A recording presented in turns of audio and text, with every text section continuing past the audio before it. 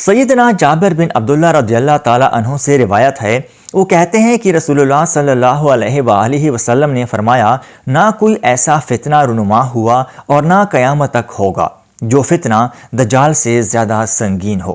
السلام علیکم، دجال سیریز کے پارٹ 1 میں خوش آمدید۔ معزز دوستو، پہلے ہم یہ سمجھنے کی کوشش کرتے ہیں کہ دجال کے فتنے کو سمجھنا مسلمانوں کے لیے کیوں ضروری ہے۔ یوں تو دنیا بننے سے اب تک شیطان ہزاروں ہتھ کنڈے استعمال کرتے ہوئے انسانوں کو راہ راست سے ہٹانے کے لیے مصروف ہے، مگر ان ہتھیاروں میں سب سے بڑا ہتھیار دجال ہے، جس کا ظاہر ہونا ابھی باقی ہے۔ ہمارے نبی اکرم صلی اللہ علیہ وآلہ وسلم نے دجال کو فتنہ عظیم قرار دیا ہے۔ اس وقت دنیا کے موجودہ حالات دجال جیسے فتنے کی آمد کی بہترین عکاسی کر رہے ہیں۔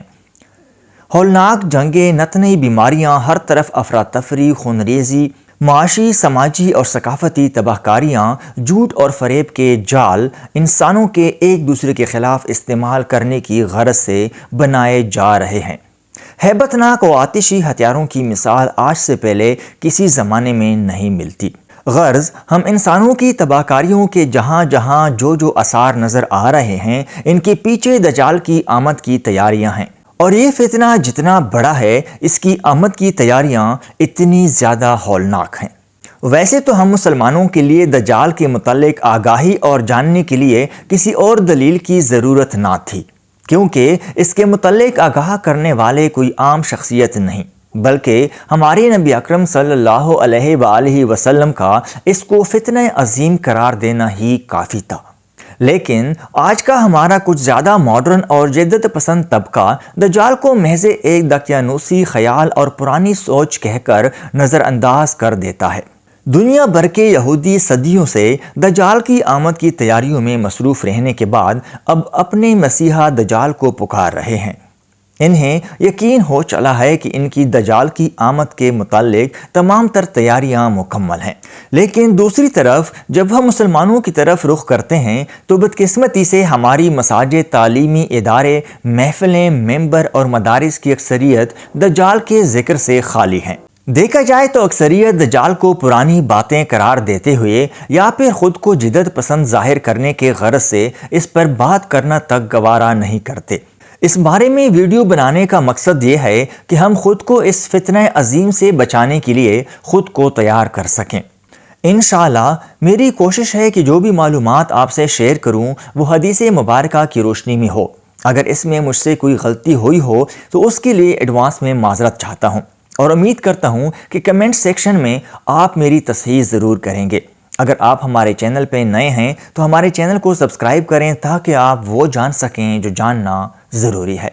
راشد بن سعد رضی اللہ تعالیٰ عنہ فرماتے ہیں، جب استخر فتح ہوا تو ایک منادی نے آواز دی، خبردار، دجال کا ظہور ہو چکا ہے۔ یہ سن کر سیدنا مصعب بن جسامہ رضی اللہ تعالیٰ عنہ لوگوں کو جا کر ملے اور کہا، جو کچھ تم کہہ رہے ہو ایسا اگر نہ ہوتا تو میں تمہیں بتلاتا کہ رسول اللہ صلی اللہ علیہ وآلہ وسلم نے فرمایا ہے کہ اس وقت تک دجال کا ظہور نہیں ہوگا جب تک ایسا نہ ہو جائے کہ لوگ اس کے ذکر سے مکمل طور پر غافل ہو جائیں، یعنی عالم حضرات ممبروں پر اس کا ذکر کرنا چھوڑ دیں۔ مسند احمد حدیث نمبر 12975۔ ابو ودق سے روایت ہے کہ سیدنا ابو سعید خدری رضی اللہ تعالیٰ عنہ نے مجھ سے کہا کہ کیا خوارج دجال کے ظہور کا اقرار کرتے ہیں؟ میں نے کہا جی نہیں۔ انہوں نے کہا، رسول اللہ صلی اللہ علیہ وآلہ وسلم نے فرمایا، میں 1000 بلکہ اس سے زائد نبیوں کے بعد آیا ہوں۔ ہر نبی جس کی پیروی کی گئی انہوں نے اپنی امت کو دجال سے خبردار کیا ہے، لیکن مجھے اس کی ایسی علامتیں بیان کی گئی ہیں جو کسی دوسری نبی کو نہیں بتلائی گئی تھیں۔ یاد رکھو کہ دجال کانا ہوگا اور تمہارا رب کانا نہیں ہے۔ دجال کی داہنی آنکھ بینگی اور اس طرح نمایاں ہوگی جیسے کسی چونک گچ دیوار پر بلغم یا کھنکار کا نشان ہو، اور اس کی بائیں آنکھ چمکتے ہوئے تارے کی مانند ہوگی۔ ہر زبان بولنے والے اس کے ساتھ ہوں گے۔ اس کے پاس جنت کے مشابہ سرسبز باغ ہوگا جس میں پانی بہہ رہا ہوگا، اور جہنم کے مشابہ بھی ایک سیاہ چیز ہوگی جو دھواں چھوڑ رہی ہوگی۔ مسند احمد حدیث نمبر 12987۔ سیدنا جابر بن عبداللہ رضی اللہ تعالیٰ عنہ سے روایت ہے کہ رسول اللہ صلی اللہ علیہ وآلہ وسلم نے حرا کی ایک ہموار جگہ کی طرف جھانکا۔ ہم بھی آپ صلی اللہ علیہ وآلہ وسلم کے ساتھ تھے۔ آپ صلی اللہ علیہ وآلہ وسلم نے فرمایا، مدینہ منورہ کی سرزمین بہت اچھی ہے۔ جب دجال کا ظہور ہوگا تو اس کے ہر راستے پر ایک فرشتہ ہوگا، اس وجہ سے وہ اس میں داخل نہیں ہو سکے گا۔ جب وہ وقت آئے گا تو مدینہ منورہ اپنے اوپر موجودہ لوگوں کو 3 مرتبہ جھٹکے دے گا۔ اس وجہ سے ہر منافق مرد اور عورت نکل کر دجال کی طرف چلا جائے گا۔ اس کی طرف جانے والوں میں عورتوں کی تعداد زیادہ ہوگی۔ وہ یوم تخلیص ہوگا۔ اس دن مدینہ اپنے اندر موجود خبیث لوگوں کو اس طرح الگ کر دے گا جیسے آگ لوہے کی میل کچیل کو دور کر دیتی ہے۔ دجال کے ساتھ 70,000 یہودی ہوں گے، ہر ایک پر ایک مخصوص تاج اور ہر ایک کے پاس خوبصورت تلوار ہوگی۔ اس کو سیلابوں کے جمع ہونے والی وادی میں قتل کر دیا جائے گا۔ سیدنا ابو ہریرہ رضی اللہ تعالیٰ عنہ سے روایت ہے، وہ کہتے ہیں کہ نبی کریم صلی اللہ علیہ وآلہ وسلم نے فرمایا، مسیح دجال مشرق کی طرف سے آئے گا اور اس کا ہدف مدینہ منورہ ہوگا، لیکن جب وہ احد پہاڑ کے پیچھے پہنچے گا تو فرشتے اس کا رخ شام کی سرزمین کی طرف موڑ دیں گے اور وہ وہیں ہلاک ہو جائے گا۔ سیدنا فاطمہ بنت قیس رضی اللہ تعالیٰ عنہ سے مروی ہے کہ ایک دن رسول اللہ صلی اللہ علیہ وآلہ وسلم جلدی سے آ کر ممبر پر بیٹھ گئے اور لوگوں میں یہ اعلان کر دیا گیا کہ الصلاۃ جامعہ۔ لوگ اکٹھے ہو گئے۔ آپ صلی اللہ علیہ وآلہ وسلم نے فرمایا، لوگو، میں نے تمہیں کوئی خوش کرنے والے یا ڈرانے دمکانے والی خبر بتلانے کے لیے نہیں بلایا جو آج نازل ہوئی ہو۔ بات یہ ہے کہ تمیم داری رضی اللہ تعالیٰ عنہ نے مجھے ایک خبر دی ہے، میں وہ تمہیں بتلانا چاہتا ہوں۔ اس کی تفصیل ہے کہ فلسطین کے کچھ لوگ سمندری سفر پر روانہ ہوئے۔ وہ طوفان کی وجہ سے ایک سمندری جزیرے پر پہنچ گئے۔ وہاں انہوں نے ایک ایسا جانور دیکھا جس کے اوپر بال ہی بال تھے۔ وہ بالوں کی کثرت کی وجہ سے اس کی شناخت نہیں ہو رہی تھی کہ وہ مذکر ہے یا مؤنث۔ بہرحال انہوں نے اس سے پوچھا، تو کون ہے؟ اس نے کہا، میں جساسہ ہوں۔ انہوں نے کہا، ہمیں کچھ بتلاؤ۔ تو اس نے کہا، نہیں، میں نے تمہیں نہ کچھ بتلانا ہے اور نہ پوچھنا ہے، البتہ اس خانقاہ میں ایک آدمی ہے، وہ تمہیں بعض باتیں بتانے اور بعض پوچھنے کا شوقین ہے۔ یہ لوگ اس مقام پر چلے گئے۔ وہاں ایک کانا آدمی زنجیروں میں جکڑا ہوا تھا۔ اس نے پوچھا، تم کون لوگ ہو؟ انہوں نے کہا، ہم عرب ہیں۔ اس نے پوچھا، کیا تمہارے اندر نبی مبعوث ہو چکا ہے؟ انہوں نے کہا، جی ہاں۔ اس نے پوچھا، کیا عربوں نے اس کی اطاعت کی ہے؟ انہوں نے کہا، جی ہاں۔ اس نے کہا، یہی چیز ان کے لیے بہتر ہے۔ اس نے پوچھا، فارس کا کیا بنا؟ کیا یہ نبی ان پر غالب آ چکا ہے؟ انہوں نے کہا، جی نہیں، ابھی تک وہ ان پر غالب نہیں آیا۔ اس نے کہا، لیکن عنقریب وہ ان پر غالب آ جائے گا۔ پھر اس نے پوچھا، زغر کے چشمہ کی صورتحال کیا ہے؟ انہوں نے کہا، وہ بھرا ہوا ہے اور چلک رہا ہے۔ اس نے پوچھا، بیسان کے نخلستان کے بارے میں بتاؤ، کیا وہ پھل دیتے ہیں؟ انہوں نے کہا، جی، اس کے درخت پھل دے رہے ہیں۔ یہ باتیں سن کر وہ خوب اچھلا۔ ہم نے سمجھا کہ شاید وہ اپنی قید سے نکل جائے گا۔ پھر ہم نے اس سے پوچھا، تم کون ہو؟ جواب ملا، میں دجال ہوں، اور خبردار ہو جاؤ، میں عنقریب ساری سرزمین کو رون دوں گا، ماں سوائے مکہ اور طیبہ کے۔ پھر رسول اللہ صلی اللہ علیہ وآلہ وسلم نے فرمایا، مسلمانوں کی جماعت، خوش ہو جاؤ، یہ طیبہ ہے، دجال اس میں داخل نہیں ہو سکے گا۔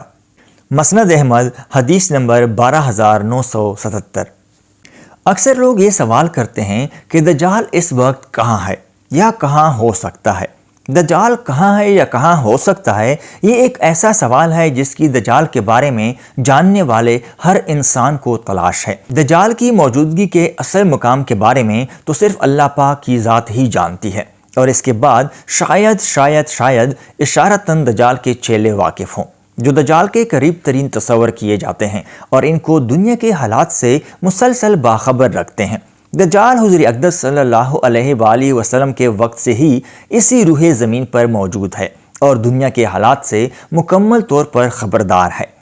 ایک اور حدیث مبارکہ کے مطابق حضرت جابر رضی اللہ تعالیٰ عنہ سے روایت ہے کہ میں نے نبی پاک صلی اللہ علیہ وآلہ وسلم کو فرماتے ہوئے سنا کہ ابلیس کا تخت سمندر پر ہے اور وہ اپنے لشکر روانہ کرتا ہے کہ وہ فتنے برپا کریں۔